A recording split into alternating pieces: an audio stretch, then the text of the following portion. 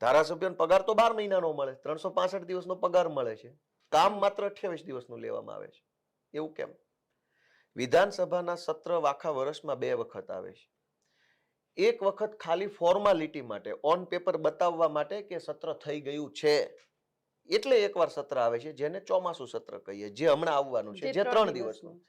3 દિવસ શું કામ છે? 15 દિવસ કેમ નહીં? 3 દિવસ એટલા માટે છે કે ખાલી ઓન પેપર ફોર્માલિટી પૂરી કરી દેવી છે કે સત્ર થઈ ગયું.